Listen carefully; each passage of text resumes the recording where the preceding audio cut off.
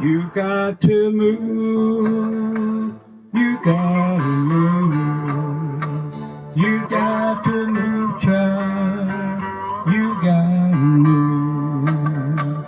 But when the Lord gets ready, you gotta move.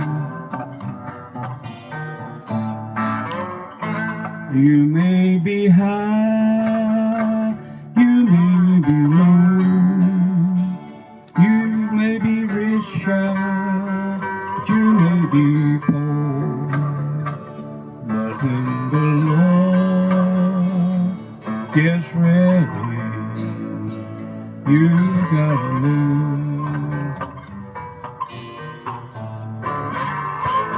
You've got to move. You've got to move. You've got to move, child. You've got to move.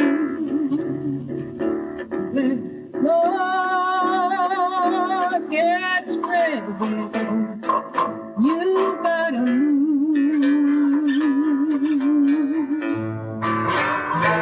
You may be high, you may be low, you may be rich, child, you may be poor.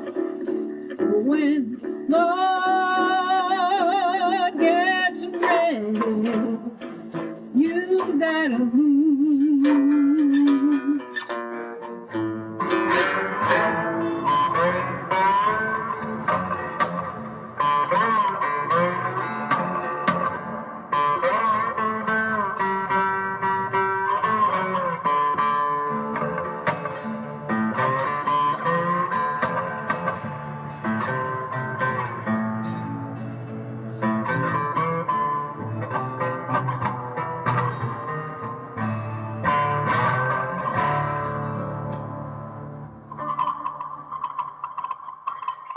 My name is Dr. Liza Seigido, and this is Mr. Pete.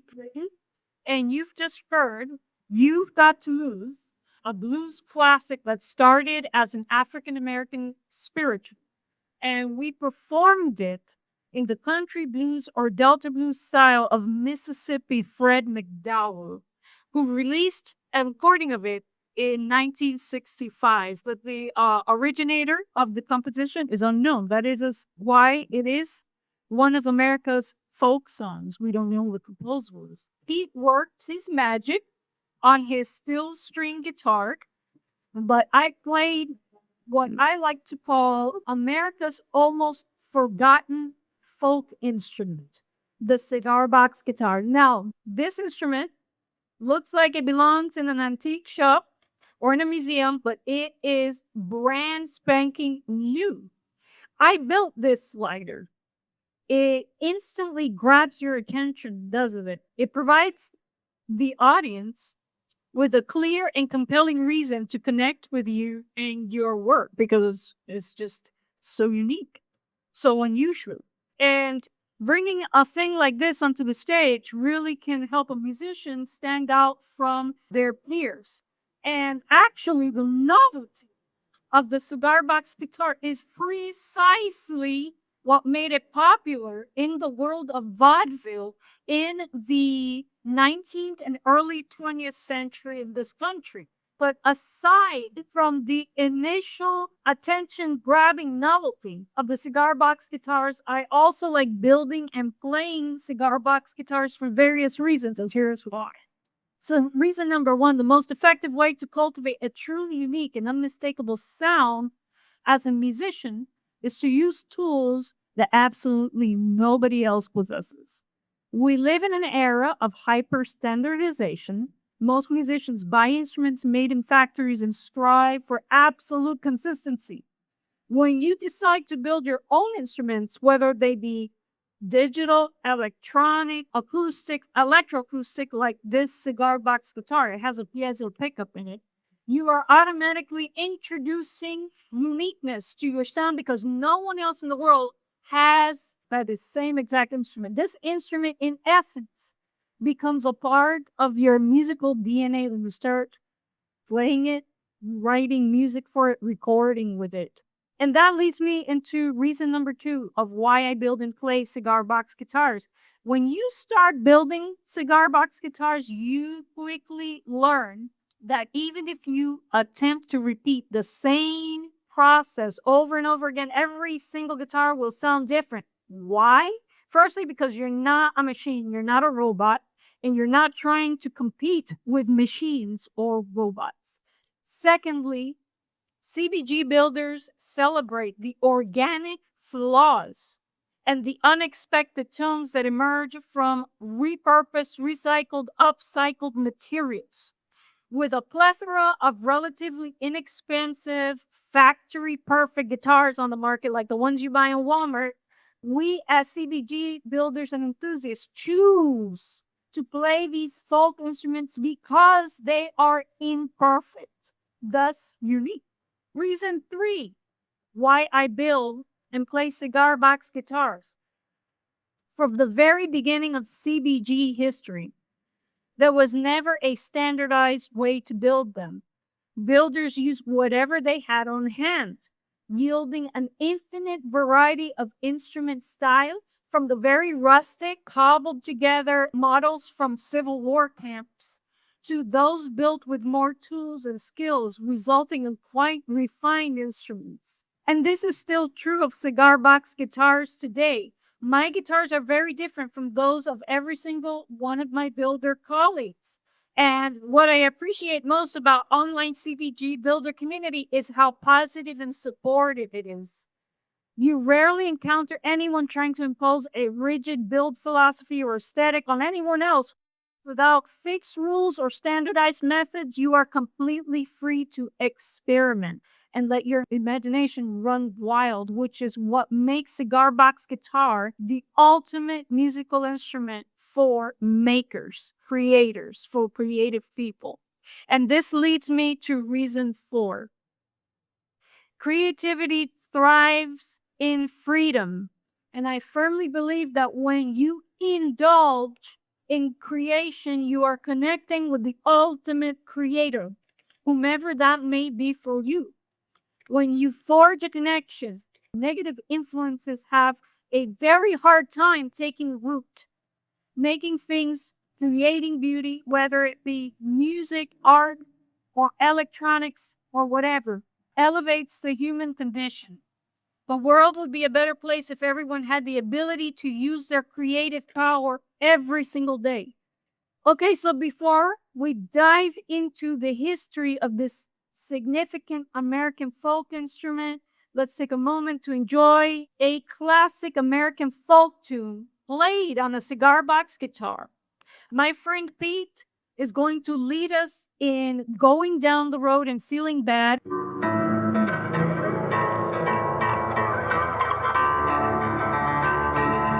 Going down the road, feeling bad. Going down the road, feeling bad. Going down the road, feeling bad now, y'all. You're gonna be treated this way. Going where the weather suits my clothes. Going where the weather suits my clothes. Going where the weather suits my clothes now, y'all.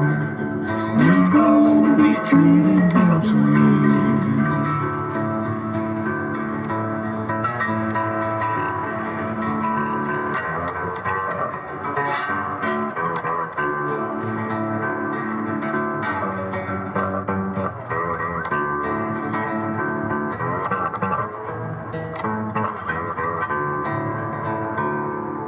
Going where the water tastes like wine.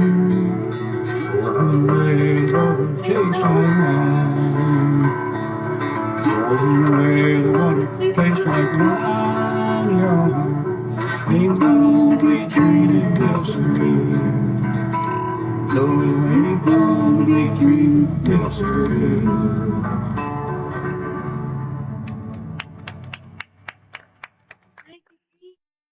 Early in the 19th century, cigar manufacturers shipped cigars in large barrels, often containing more than 2,500 cigars in them. Some Spanish cigar makers used cedar wooden boxes for moisture regulation and sturdiness, but this was not a standard practice in the United States.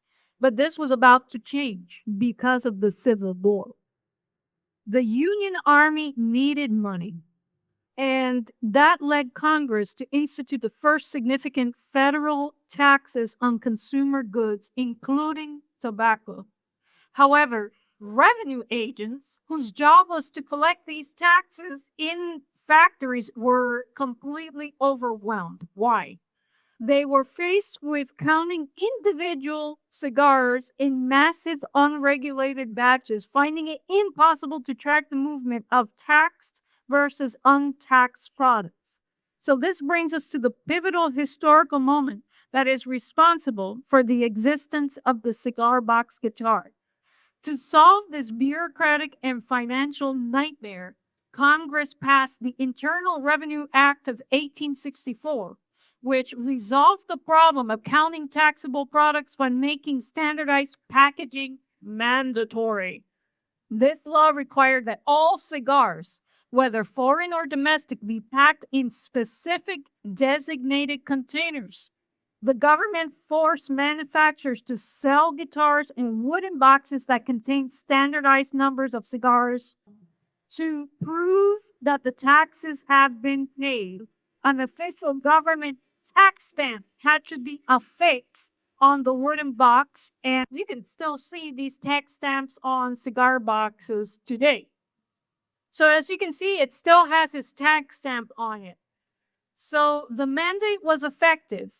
And by the end of the Civil War, wooden cigar boxes were everywhere. The cigar box guitar is uniquely the American folk instrument whose existence is directly traceable to a specific piece of Civil War funding legislation. It's amazing. Cigar boxes funded a war, but cigar box guitars ignited the blues, which served as the foundation for other American genres of music, such as jazz, rock and roll, and even country music. The cigar box guitar had a significant impact on the history of blues, particularly in its development. Homemade instruments made by poor musicians helped define the raw, distinctive sound of blues. It served as a foundational instrument for many blues artists, with techniques learned on cigar box guitars influencing their later playing on conventional guitars. For example, Blind Willie Johnson, singer and slide guitarist, he was born in 1897 and died in 1945, started his career on a one-string cigar box guitar, which we call nowadays diddley bows. Blind Willie Johnson slide guitar technique focused on a single high string melodically, while the other strings functioned as drones. This approach was influenced by his early experience with a one-string diddley bow. And so, before we continue with the history, we're going to have another musical intro right before your eyes. I'm going to turn a piece of classic urban blues composed for a small musical ensemble and turn it into a piece of rustic country blues, the oldest type of blues. How? I'm going to sing and accompany myself on a noisy, rustic, fretless cigar box guitar. Okay, so without any further ado, I present to you Why Don't You Do Right, a song written in 1936 by Kansas Joe McCoy, but I'm going to perform it in a country blues style. I'm going to get really close to the mic because something that is very part of the Delta blues style, especially with Blind Willie Johnson's chest voice. And being a soprano, my chest voice is very weak. If you were a mezzo man, you could hammer chest voice, but I need to get really close to the mic to get that earthy chest voice.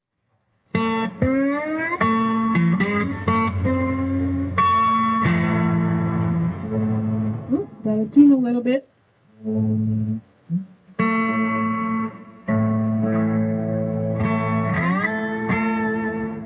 Okay, close enough.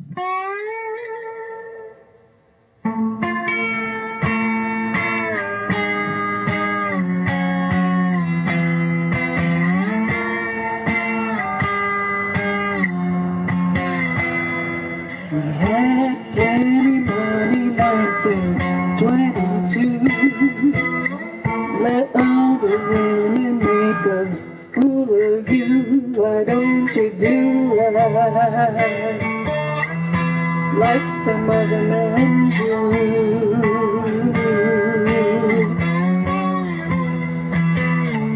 Get out of here, give me some money too.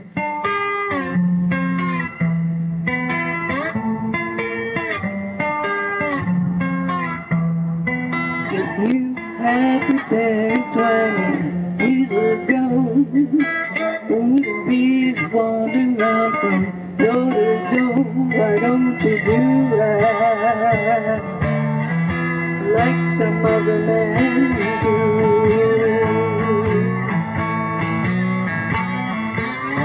Get out of here, give me some money too. Give me some money too.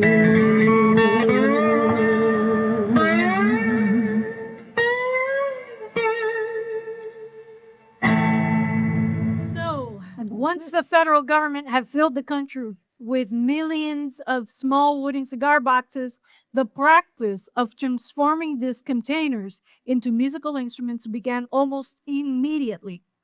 Even during the Civil War, soldiers in camp utilized these boxes to build simple fiddles and other simple instruments to pass the time between marches and battles. However, as we already know, the instrument truly took root in the impoverished American South, where economic hard times persisted long after the war and all the way through the Great Depression. In these communities, musical talent was abundant, however, but money for factory-made instruments, which were less expensive than custom-built instruments by luthiers, were still expensive in these communities. And yes, factory-made guitars were already a thing in the 19th century with C.F. Martin or Martin and Co. They started production actually in 1833. 20 years before the start of the Civil War in 1861. So this is why cigar box guitars became essentially to the development of early blues, which again served as the foundation to other American genres of music. Artists in impoverished communities had the talent to create music but lacked the funds to buy a quote-unquote real guitar, so they crafted their own instruments. The evolution of early blues is deeply connected to the sound of the cigar box guitar, and I think we mentioned that before, which embodies these humble origins. The physical limitations of the instrument, often consisting of only one or two strings being simply constructed and frequently fretless, helped shape the signature sound of the Delta blues, a specific flavor of the country blues. These constraints encouraged musicians to use open tunings because with open tuning, you can apply all the harmonies you want with less strings and no frets. If you don't got thirds to deal with and you just have what we call open chords, you can apply any harmony you want. And the slide technique was important because it would be painful to fret strings made from screen door wire or broken, knotted together guitar strings. That's why slide was so important for the first cigar box guitars and the musicians that built them. This construction, this type of playing resulted in the raw, gritty wail that defined the genre of blues in its formative years. The scarcity they faced was not a weakness, but rather it was the source of the iconic emotional power that characterized early blues music, which again was the mother of other important American genres. Let's take a look at a classic country western song that seemingly has no ties to the blues. Ghost Riders in the Sky by Stan Jones. It's easy to insert Delta style playing into the song because at its core, it's rooted in old country blues.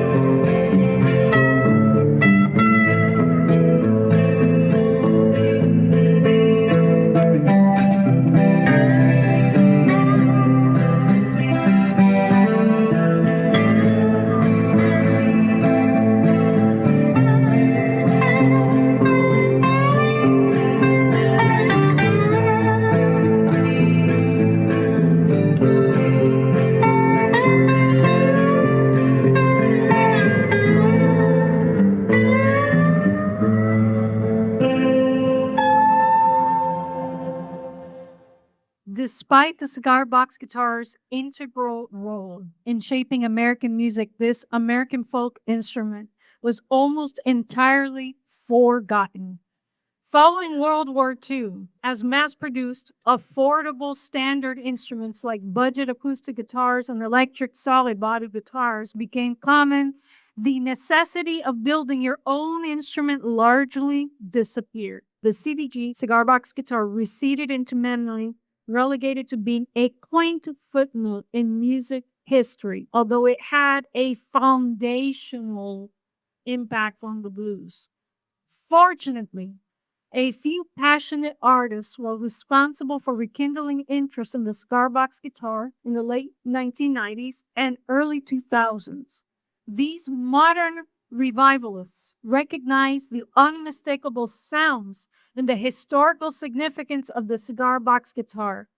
But the man who's most credited with starting this modern movement is Shane Spiel, often referred to as the king of cigar box guitars. And if you're on YouTube in the cigar box guitar space, you know who Shane Spiel is.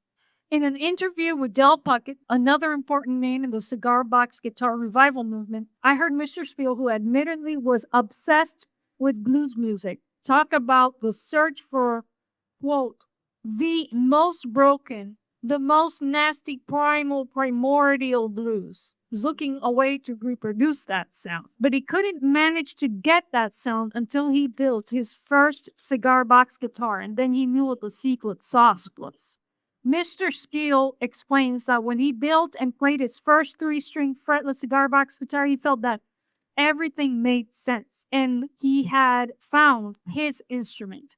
His first handmade cigar box guitar provided him with a complete understanding of the raw, unrefined sound of early blues music.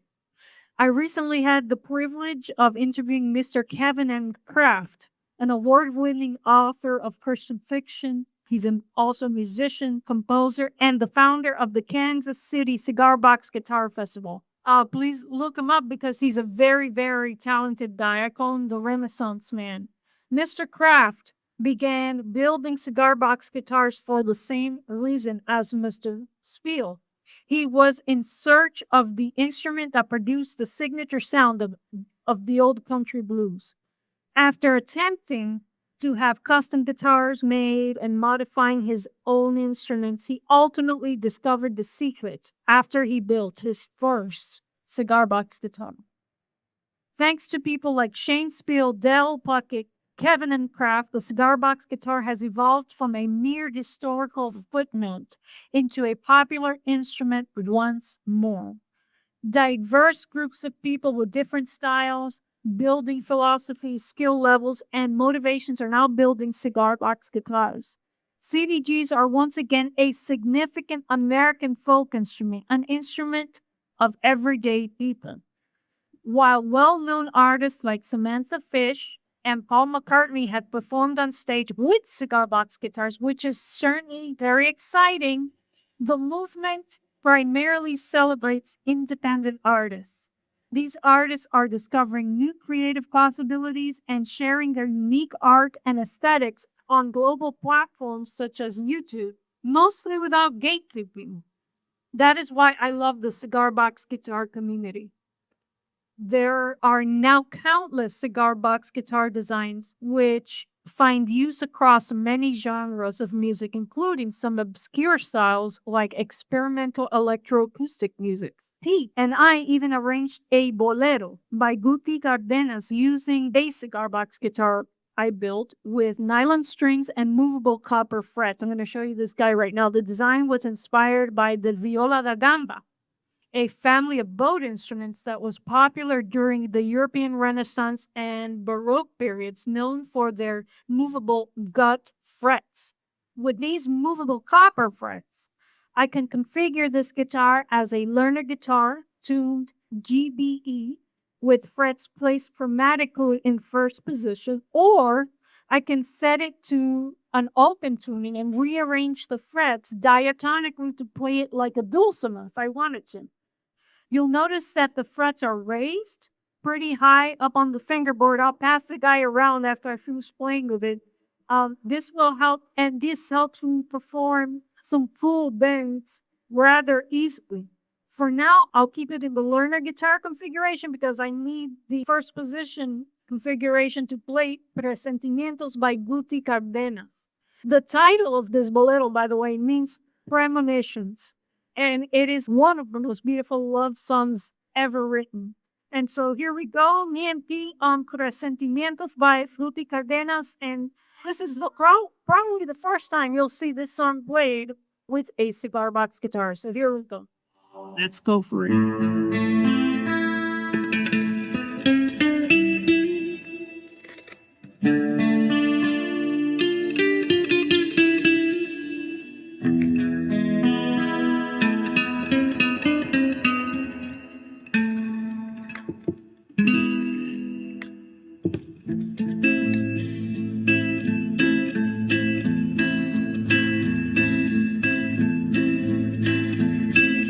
Sin saber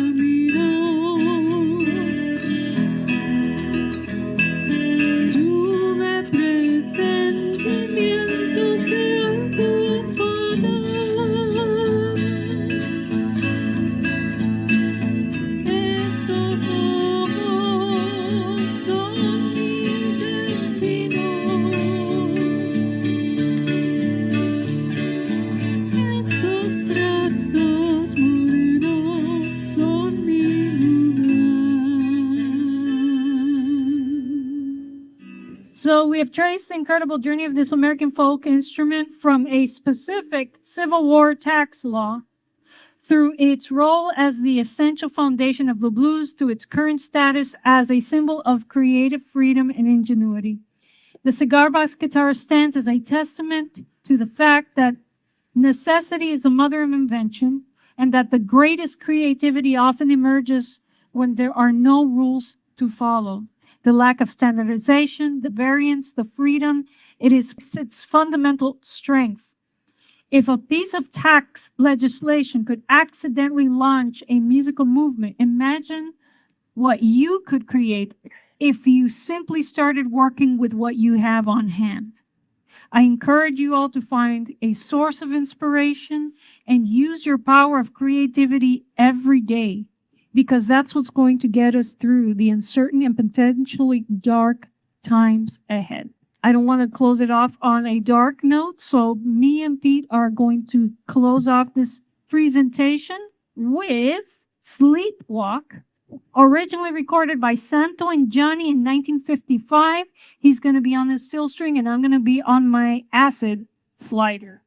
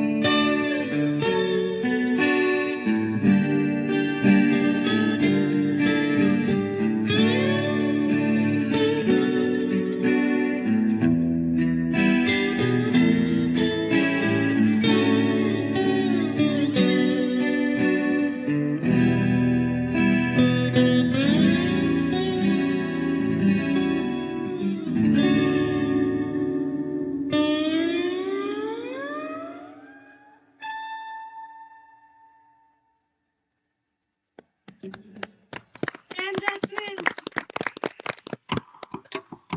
Thank you all for coming and indulging me in this little presentation.